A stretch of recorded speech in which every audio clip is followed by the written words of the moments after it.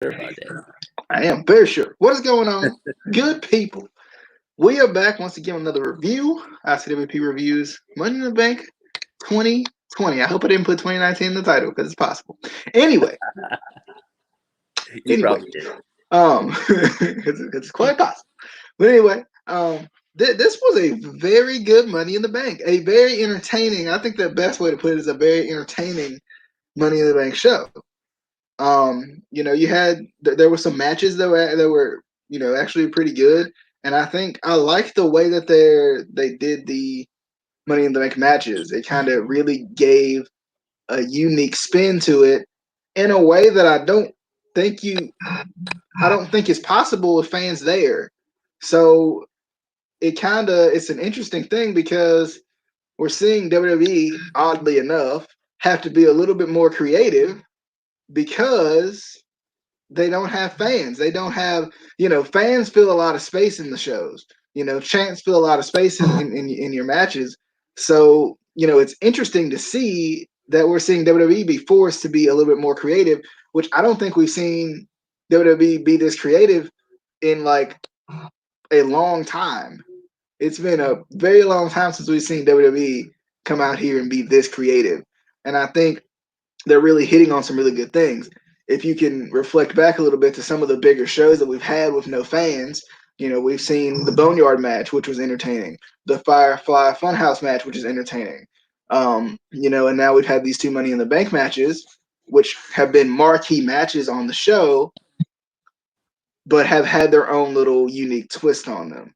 Overall, I thought this was a good Money in the Bank show, probably one of the better Money in the Bank shows we've seen in a while. And I think that has a lot to do with the Money in the Bank matches. And some of the surprises that were in them. We will definitely get to them. But overall, I thought this was a really good show. I've heard people be awfully critical of WWE and AEW and Ring of Honor and Impact for doing these shows without fans.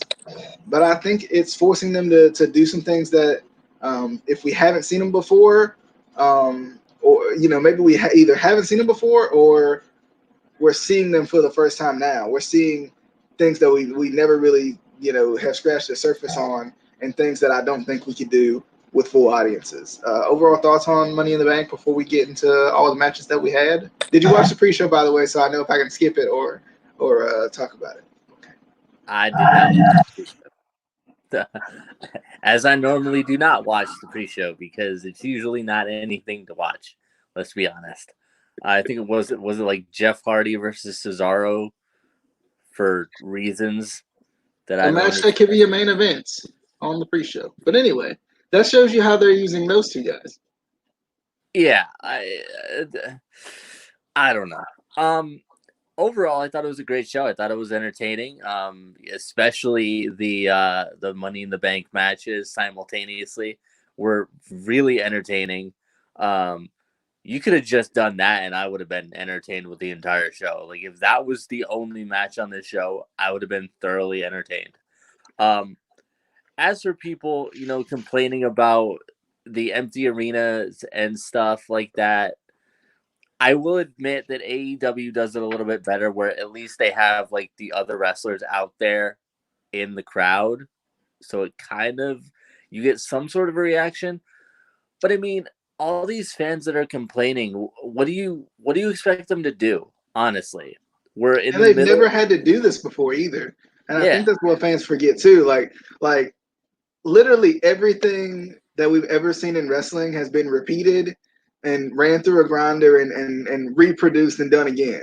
Whereas these empty arena shows, with the exception of a couple of matches that were for more of dramatic effect, and more for what the feud was in empty arenas, this is the first time where they've been forced to do, kind of against their will in a way, forced to do empty arena shows, like full shows, and make it work. What I thought was weird too, and I know I cut you off, and you probably had plenty more to say. What I thought was interesting too, and this was on NXT, but still interesting. They piped in something some sort of chant. I can't remember what it was. It wasn't Adam Cole, baby, because that's what I was expecting them to do. No, they piped in the what was it that they piped in? I don't remember, but it was something, and I was like, "That's interesting." So they're just going to be piping in stuff now, and then they didn't pipe in anything else, and I was like, "Oh, well, okay, that's interesting." Like certain stuff that they pipe in for whatever reason. Continue. After I was so rudely interrupted. But like I was saying, like what do these fans expect them to do? Honestly, we're in the middle of a global pandemic. You're lucky that WWE was allowed to do shows that they were deemed an essential business, which still part of me doesn't understand that, but whatever. But it's like you literally have two options: either they do empty arena matches, or you don't get wrestling at all for the foreseeable future. Which one would you rather? I'd personally rather still have some wrestling in an empty arena, personally. But it's just, it's ridiculous. And I mean, they've been able to do a lot of, like you said, interesting things that they wouldn't be able to do with fans, like the Boneyard match, this Money in the Bank match. Even on Raw tonight, and not to spoil anything if anyone hasn't seen the full episode of Raw, but the Street Profits had a basketball game against the Viking Raiders, which was the most ridiculous thing I'd ever seen, and I didn't understand it until they got to the end, and it was kind of the punchline at the end where the Viking Raiders were actually really good at basketball and kind of let the Street Profits win. But stuff like that you couldn't have done with full fans and stuff. Some kind of, and at least they're trying to think outside of the box, think of entertaining things to do. But yeah, I definitely agree. They've definitely done some very interesting stuff, to say the least.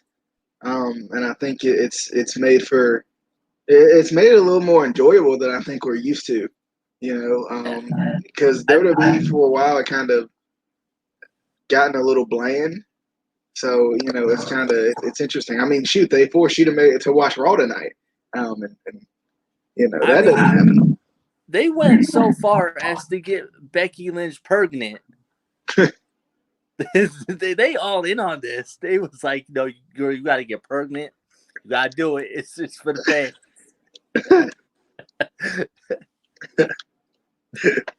But let's start with the opening match, which was I think it was a fatal four-way tag team match for the SmackDown tag team titles: the Forgotten Sons, the New Day, Lucha House Party, and what was the last one? Miz and Morrison. I like this one. I thought this was a fantastic way to start the show. I thought it was a really good match. It had a lot of those really good false finishes in it, and I think a lot of what I've learned a lot about is a lot of false finishes where the camera is set and what camera you have on. Because if I don't see them coming, it's a little bit more exciting than if you have the camera on them and I can see them coming from a mile away. So that's some of the cooler stuff that I'm glad that they're getting back into is changing that camera, positioning it in a way where I can't see whoever's coming in to break it up. Is it over? Is it not over? It's interesting. I'm surprised. One thing that surprised me is the teaming up of Steve Cutler and Wesley Blake, and not really using Jackson Riker that much. Because I think Jackson Riker out of all of them is the most well known, probably. Wesley Blake has kind of floundered around for a little bit. Steve Cutler in the same way. And, Jackson Riker hasn't done anything in WWE, but, I mean, there's still people who know who he is and he has a presence about him. So you would think, but I do find it interesting, but I guess it is nice to see those two finally get something. I'm liking the way the Forgotten Sons are doing their stuff. I'm really impressed by them, especially considering they kind of have floundered around a little bit within WWE. Lucha House Party, I'm liking. Is Kalisto still in Lucha House Party, or like what's up with that? I think he's Is he injured hurt? right now. Okay, that's what I thought. So it's cool to Lucha House Party. I think is a cool tag team, a very interesting tag team. Puts good use to Grand Metalik and Lince Dorado, who both I like. I hope Kalisto gets back and he's able to do something too. I'm very excited about whenever he comes back. And the New Day ended up retaining. They did have the titles beforehand. They ended up retaining. You kind of wonder who's going to win it from them. And I would love for it to be not Miz and Morrison. I mean, I like Miz and Morrison, but I think the New Day are like 8-time champs or something crazy like that. So like, hopefully, you want whoever beats them to really get a good push out of it, a really good I got put over by it type thing. And I mean, they could break this feud off a little bit and even have somebody beat Miz and Morrison a couple of times, and then that could put them over too. But you have some thoughts in your head. Yes. This is awkward. I was rooting for Miz and Morrison. No, I love Miz and Morrison. I was just saying, Miz and Morrison are established. The rest of these guys are kind of like, are they? Like, Well, I mean, I think to an extent, Miz and Morrison are established. You have to remember that Morrison, especially, has been out of WWE for a long time. mm-hmm.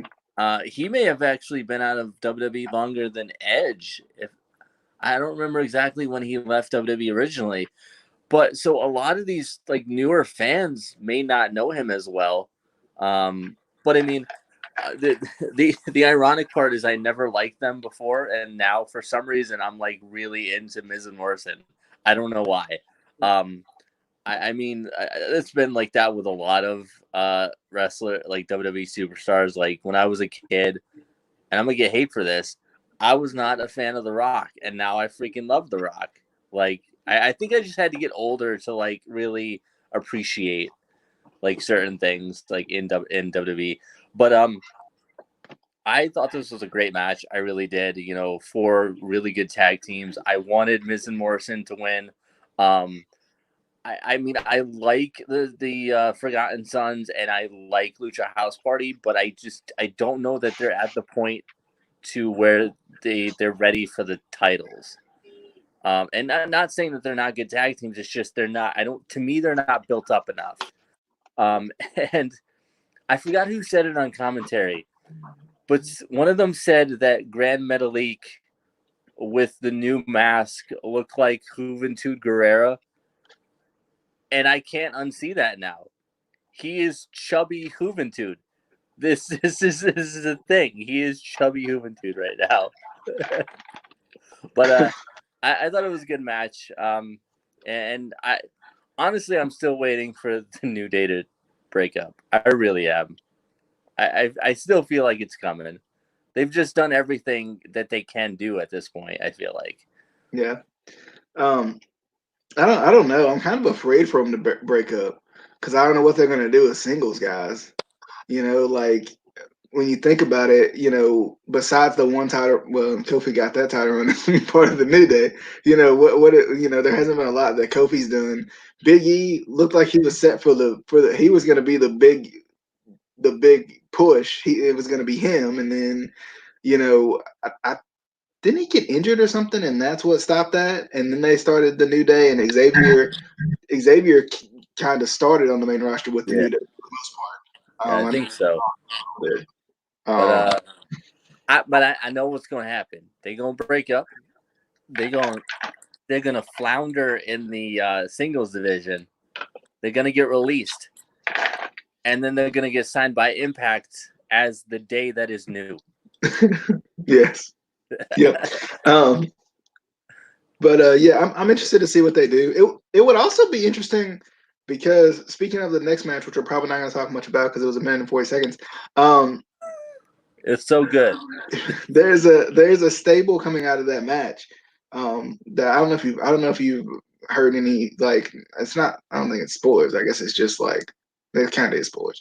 A friend of mine has been telling me about it, and it's very interesting. So I would be curious to see if one of these guys goes into that stable, like a Kofi or Xavier Woods, because I think Big E and Lashley would rub each other the wrong way in the stable, which would actually be, I think, a pretty good match between those two big, ridiculous men. But have you heard about that stable? Can we reveal that to the people? Are you talking about Lashley and MVP? The second coming of the Beatdown Clan, yes. So apparently, what's going to happen is, and this is definitely a spoiler. So mute your microphone if you don't want to hear it, and shut up. And I think even Casey's going to be surprised at this.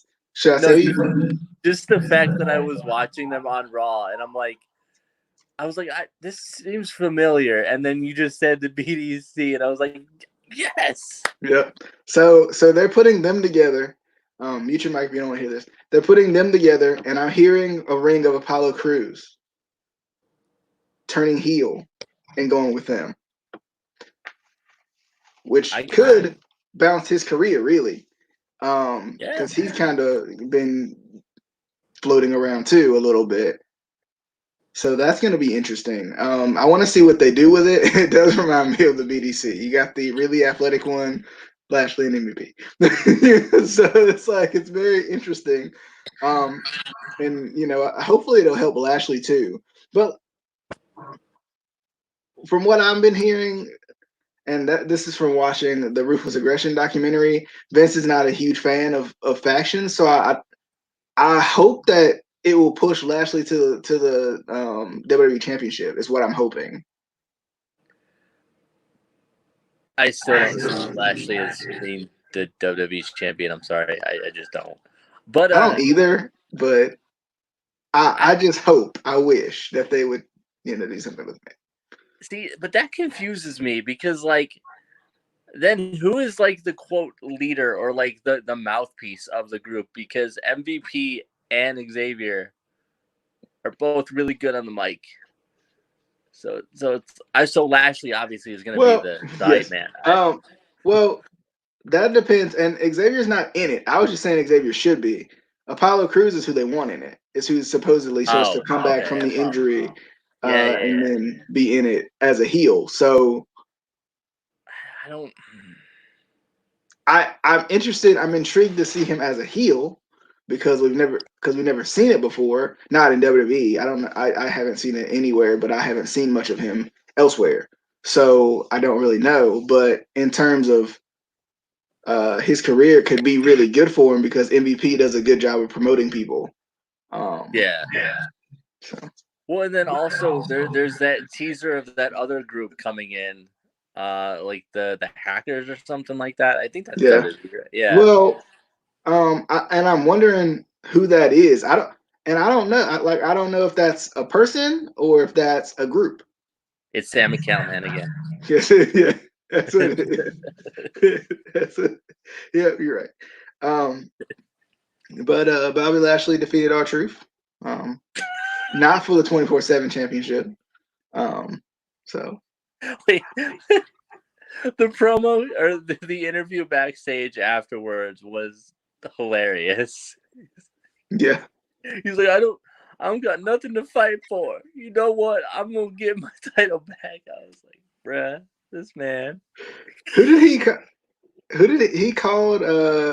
He called him Tom Brady. That's what it was. He was like, Tom Brady, I'm gonna sack you. And then he walks away, and she's like, he's talking about Rob Gronkowski. Yeah, that was funny. I enjoyed that. Then we had Tamina versus Bayley. Yeah, I have no comment on this. They really want to push Tamina so bad. They really do. But they're horrible at it. They're so bad. Like nothing about Tamina lets me know she's gonna be women's champion. Nope.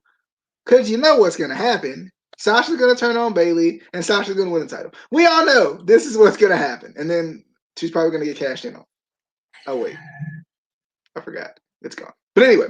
I don't want to spoil that either, but I spoil it at the end of the show when we talk about Asuka. But anyway, if you don't know. But anyway, yeah, Tamina and Bayley. I mean, I thought the match was pretty good, but there's just nothing believable about Tamina or Nia Jax in terms of in WWE right now. So I just don't feel like there's nothing telling me Tamina's going to win this match. Zero things. There's more telling me that number one, Sasha was looking bad. Number two, that Sasha's going to turn on Bayley and win the title. That's what I'm looking. That's what I'm expecting to happen. But thoughts on? I mean, I know I put you in dreamland just now with that. Sorry, what? That visual. But Thoughts on Bayley defeating Tamina? I'm good. I'm fine. I'm good. Girl looking off. Anyway, so I can kind of get behind Nia Jax to an extent. And I'm sorry, Tamina, I'm sure she's a really nice person and cool person to talk to, hang out with. But to me, watching her matches is like watching paint dry on growing grass. Like it is. I could not care less. I really want to. I really want to. Like everyone who makes it to WWE, I generally like. I respect that they made it there. You know what I mean? And I want them to like entertain me. And some just don't. And she's one of the few that just don't at all. And I don't even. I can't even put my finger on what is so boring to me about her. But there's just. I don't know. She. I don't know. Don't know. All right. To the Universal Championship match we go. Braun Strowman versus Bray Wyatt. A match I was really excited for. I like that they're like mixing old stuff from Bray in with his new stuff and the Fiend stuff. It's very interesting, but also it makes you question like who is Bray? Like, is he the same guy, or like is the Fiend the guy we know from before, or like is the Fiend completely different? But Bray is still like in a way the guy that we knew before because he does some of the things that he used to do before when he used to do the stuff that he used to do. Like, like, like what? But anyway, Braun versus Bray. I thought this was good. I loved it. I like the incorporation of the Black Sheep. I think I expected that. I hope they keep this going, but I want to see Bray win this at the end and win the title. I really do. I like Braun, but something tells me Braun is a transitional champion and wasn't supposed to be there. Not that I don't think Braun can be champion. It's just he got thrown into a match. Goldberg was done, so he won the title. So here we are. So I feel like the perfect way to especially put Bray over would be for him to win this, and I think eventually it goes with the Fiend winning this, not Bray. Bray, oddly enough, is a master of mind games, but he's not what the Fiend is. So I wonder where this is going to go, but I want them to keep it going, and I would almost love to see Braun join Bray for like a little bit as the champion and then break apart from him, and then they have that last match and Bray win because Bray has the mental edge now. That's what I would like to see. Because the way they promoted Bray at WrestleMania seems like he has the mental edge over anybody. And even when you think of somebody like John Cena, who's so strong and so like set in his ways, and knows exactly what he wants to be and does it in every moment, he still got in his head and beat him. So to me, there's no way he can't beat Braun. So I'm hoping that that's how they do it, because I do think Braun is a transitional champion. Bray's run was still like Bray's second run with the title was still short lived, because they wanted Goldberg to come in and hold the title for 2 seconds and then give it back up to Braun. and I guess I don't know. It's kind of hard because it's like if Goldberg was just going to come in and lose to Roman, then why not have Goldberg lose to Bray? Just lose the title right back to Bray, and then Bray holds it, and then Roman comes in, and Roman takes it back from Bray if that's what you want. But that gives Bray the push that he needs, and I mean, I'm assuming Roman's going to come back, but the way they're blackballing him right now, who knows? Because they don't want his name said and stuff like that, so they're trying to like blackball him right now. So it's like you never really know what's going to happen. But I wonder, it just kind of makes you think, where they're going to go with Bray. Because I like what they're doing with Bray. I like the Firefly Funhouse goodness that the tongue twister. I like that, and I like that he has this like major control over anybody he faces. But at the same time, I think he needs to still be put over in a way. And I think he's doing good stuff right now. I like I love the part near the end where it felt like Braun was going to give in, and like there's inklings of Braun giving in. Like he thought about it when on the go home show, he put the mask back on tonight, and that may have been mind games over the mind games wizard, but still, I think Bray has to win this in the end. I think he has to. I think that's just how it has to be. But anyway, Braun won. Braun retains. Power slam. 1, 2, 3. It's over. Get these hands. Casey. Go. I definitely like this Bray Wyatt, this kind of sort of Pee Wee Herman-esque, Blues Clues-esque character that he's playing, like, because he's playing it so well. Like, just in his entrance, I was so entertained and like laughing the entire time because he's so good. And then when he goes over and he's like, "You're doing a good job, no matter what anyone says," over the commentary, I was dying. But I love his character right now. It's super entertaining. I like it more than the actual Fiend, and I'm sure a lot of people like the Fiend more, but I love this character more. I do have bad news for you. I have the inside scoop. I'm in the business. I know these things. So see what's going to happen.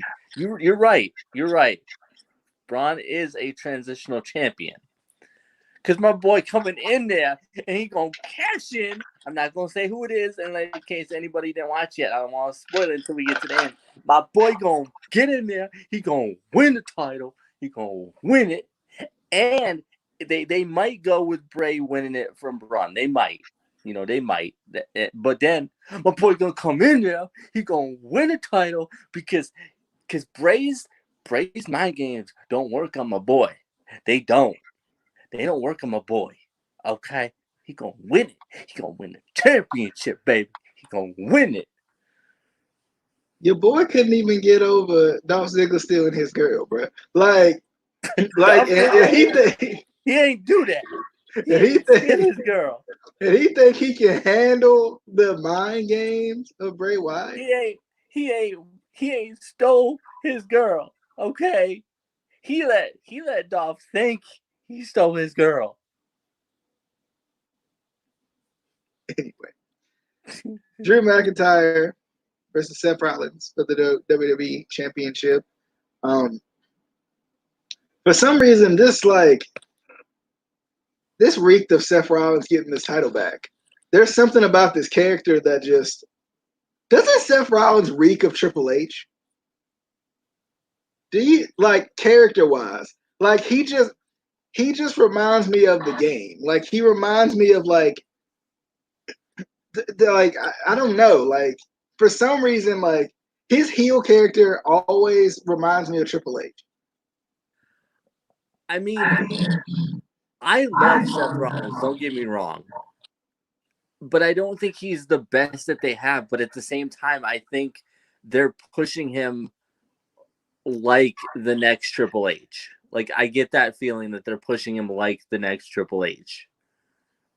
Which, like I said, I don't think he's the best in the company for Who that. is? Who's the best in the company, Casey? My boy Otis. Besides the Velveteen Dream, who's the best in the company? My boy Otis. Those are no. I mean, you can't name one. You can't name one, Casey. You can't name one better than Seth. Besides AJ. AJ's the only person that's better than Seth. That's it. That's the only person. That's exactly what I was gonna say, but I didn't want to be the mark. Although I would love to. We haven't seen AJ and Seth, have we? But AJ is buried alive and dead, right? I mean, yeah, but there's been a bunch of murders in WWE in the past couple months. I'm just saying. Yeah, I would love to see AJ and Seth. I would love to see AJ and Daniel Bryan. That's a match I was thinking about during the Money in the Bank that I would love to see. But yeah, AJ better. But they don't want to push him like that. They want him to have nightmares about Taker from now on. So, so what are they gonna do when Blake, Murphy, Murphy, when Murphy turns on Seth? Because, I mean, I just don't see Murphy beating Seth realistically, ever. I thought he was going to turn on him tonight on Raw, to be honest. Like they're like already hinting at it, which stables never lasted. Besides New Day, like they never lasted in WWE.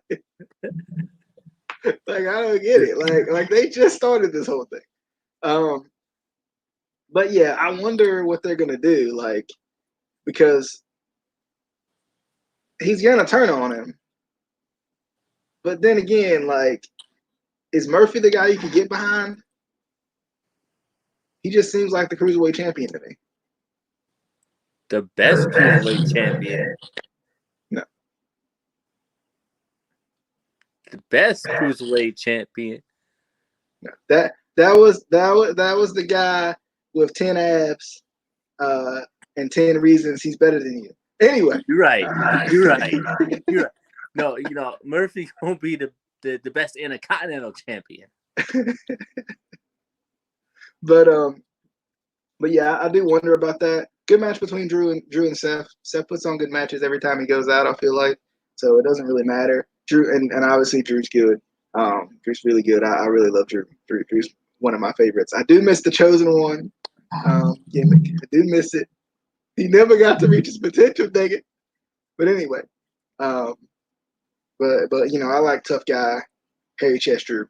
I'm cool with that. But anyway, that was the gimmick that they pitched to him when they signed him. They said tough guy, hairy chest Drew. That's the way it was. But Casey, thoughts on the WWE Championship match before we get into the Money in the Bank matches? It was a good one, yeah. It was a good one. I thought, I thought the whole time that my boy was gonna come out and cash in because we already know my boy was gonna win. So I thought he was going to just in advance come cash in and not how that works at all. It is. It's like a layaway system. He like, what, I'm gonna win, but like, yo, I'm gonna give me that. Just because you lay something away don't mean you bought it. Yeah, dude. Yeah. You just saved it. But you put the money down on it, so like you bought part of it. So that's what he's gonna do. He's gonna win it. You just wait and see. He's gonna win the title. He's gonna win the title. Okay. He's gonna lose the briefcase. You mean? That's exactly what everyone was saying about Kofi. And then guess what? Kofi won the title. So I don't want to hear none of y'all crap. Moving on. But Kofi won the Rumble though, didn't he? Or no? Did he win that Money in the Bank? I think it was Money in the Bank. I'm pretty sure. Can't remember. But anyway, because I remember Brock also won Yeah, because Kofi doesn't win Money in the Bank. It doesn't win Royal Rumble. He just does really cool things to stay in the Rumble. That's true. But anyway, so you're gonna take the women's, I'm gonna take the men's, and we're just gonna talk at the same time about the matches like they did the matches. All right, go. but I thought this was cool. It was a cool idea, a cool way to do it. It definitely made it very interesting, and going back and forth between them was cool. A lot of the little different segments were funny within them. I really like the Vince McMahon segment. I expected him to say something else besides Get Out. It just seemed like Get Out was really short for him. But it was funny. They fixed the chairs. That was hilarious. They killed Alistair. and they killed Rey Mysterio. They're dead. But apparently it was only a 6-foot drop, but we didn't hear any drop at all during the match.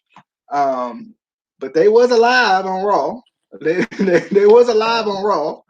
Not bandaged up at all. Like they were completely fine. Alistair was back to his normal self, won't sore at all. But I thought that was crazy. I was like, he's dead. What? He's dead too. Like it was like, whoa, like what? Did they just throw the man off the building? And nobody was gonna tell us what happened. They was just gonna be like, well, they died. That's it. It's over. What was weird was when they got to the top, and Baron Corbin. No, the first one was when Mandy Rose grabbed that obviously fake Money in the Bank briefcase with all that money in it and thought she won. That was funny. Stephanie was like, "Can you clean up Nia Jackson's slobber?" Like, what? And then when they got to the very top, and Baron Corbin and who was it? Was it Asuka that was up there? Yeah. Were fighting at the same time for different briefcases. Just win the match. That was weird. I definitely thought Baron was gonna come out here and win this. They love Baron. So I was like, Baron's gonna freaking win this thing. He's gonna freaking win this thing. I know it. But that was funny. And then I wish it would have been instead of Asuka up there who knocked him off. They should have really put over Lacey Evans' women's right, since that's her finishing move anyway, and let her destroy him with the women's right from up there. That would have been cool. But anyway, they didn't think that through, I don't think. But it was funny when they were fighting over the briefcase at the very end, and then just drops to Otis, and Otis is like, "I won!" It was that was funny. That was hilarious. I definitely thought that was funny. And then obviously Asuka, she would get it. She would get it too, and end up becoming Miss Money in the Bank. And Otis is Mr. Money in the Bank. And obviously Asuka is now Raw Women's Champion because Becky Lynch is pregnant. So there we go. Very interesting. It's very interesting that's how all of that played out, and even on Raw, with Asuka becoming the champion, and it was interesting that they gave her the title instead of making somebody take it and then having her cash in on them later or something. That was very interesting. But I still feel like Otis is going to lose the briefcase somehow because they really like to make this man look terrible. They really do. Like they really don't like your boy Otis. They don't like him. Somehow they let him catch the briefcase. He didn't even get it because he couldn't climb with the freaking ladder. Because every time he climbed up the run, that was hilarious. But I'm just trying to figure out, like, I know it's still under the ring because everything that you put under the ring one time stays under every ring ever. Big Show's ladder is under there, dang it. He could have used Big Show's big old heavy duty ladder. Okay? I'm just trying to figure out, Big Show, like, they would let him climb up a real ladder. Why is Otis the one who's too fat to climb up a real ladder? Like, what? Big Show's like 500 pounds. Like, I don't understand. Otis is big. Like, he a big boned boy, but like he ain't that big. Is he? I mean, he a bowling ball, but he ain't that big, bruh. Like, My boy gonna win the freaking title. So when you think he gonna lose? He gonna win. He either gonna cash in and lose, or he's going to freaking lose the briefcase. That's what's gonna happen. Mandy, watch. They're gonna have Mandy be like, you have to give me this briefcase. Like they're gonna do something ridiculous. It's gonna happen. It's gonna happen, Casey. Thoughts on the Money in the Bank matches and the winner who is going to lose the briefcase because Asuka can't lose it because she's already the champion. We gonna find out. Okay. First of all, if he loses, I'm never watching WWE again because that's some BS.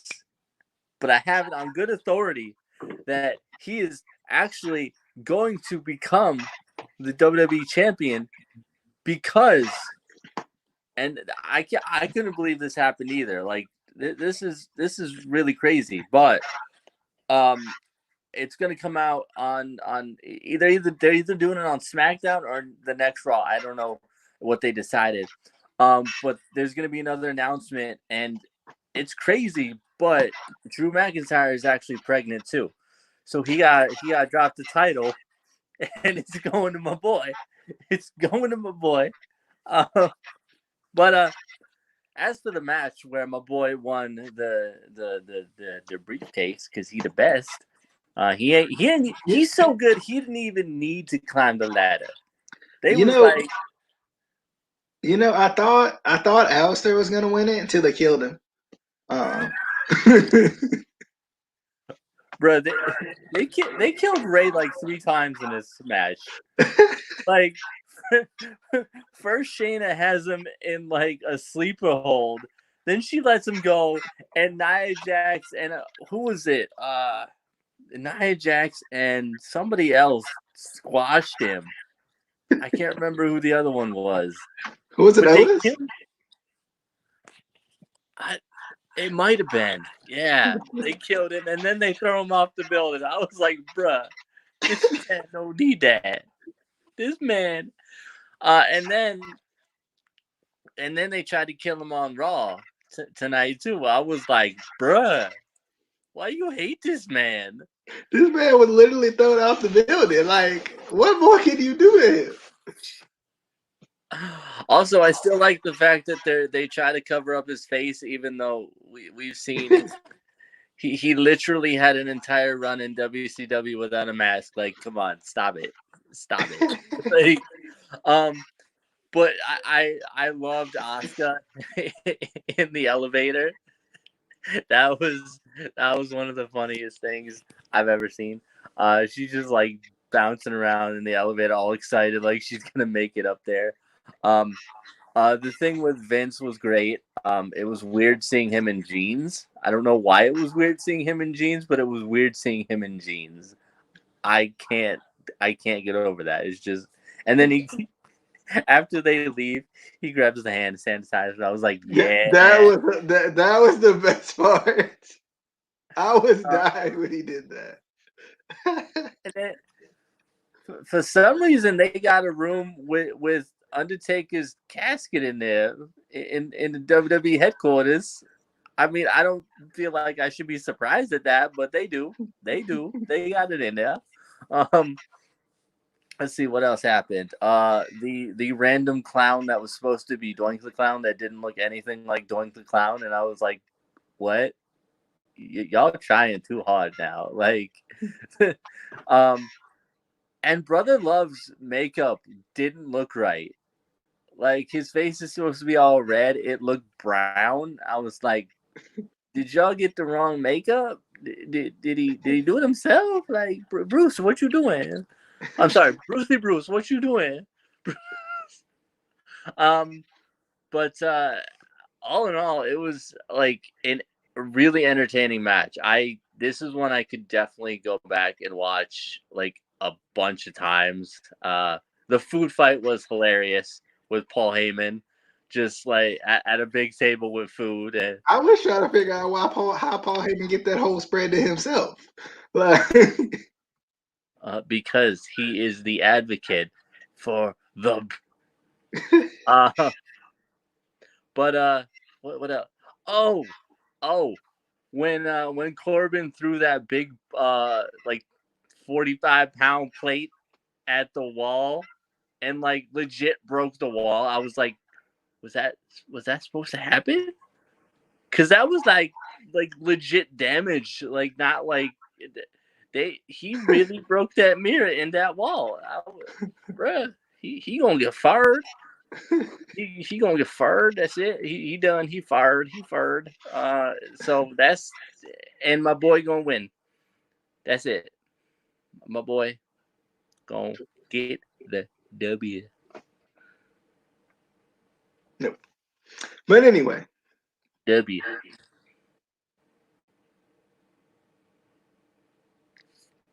The dub. oh, I thought you were going.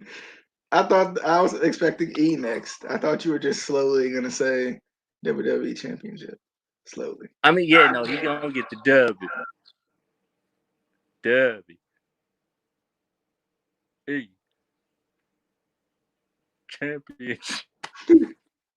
Anyway, definitely was a good show. I'm interested to see what they do with the next pay per view, which will be what tomorrow. That's how quick they come up. That's how quick they come up on you. But it'll definitely be exciting and interesting to see what exactly they do. I'm excited to see it. But nonetheless, we'll go ahead and sign off here. This was actually pretty short. I'm surprised for us. Well, it's because the show was kind of short. Yeah, it was. It was kind of short, wasn't it? Yeah. I mean, when you put two 20-minute matches beside each other at the same time, it kind of cuts down your time a little bit. But Yeah. but anyway, we hope you guys enjoyed. Be sure to hit that subscribe button if you haven't already. This episode will be posted on other platforms as well, Spotify and whatnot. Two, I didn't post the last one on there. I can't remember why I just didn't, but this one will definitely be on there. I think we had a video coming up. We were going to talk about the Last Dance when it's all over. Yeah. Which is next week. And then I think too, we'll probably end up talking about the Undertaker documentary. I guess we'll figure out what we want to do with that. If we want to do it by each part, or if we want to do it at the very end. So we'll be trying to figure out that too, because that's very, very interesting too. And there's some things that are very interesting about that. But anyway, my boy gonna win both the WWE title and the Universal title. He gonna be the first ever undisputed WWE Championship Universal Champion. Yeah. Nope. But anyway, we're gonna sign off. Hope you guys enjoyed. We'll see you guys on the next one. Bye. He's gonna win it. It's gonna happen. He's gonna do it. Otis, my boy.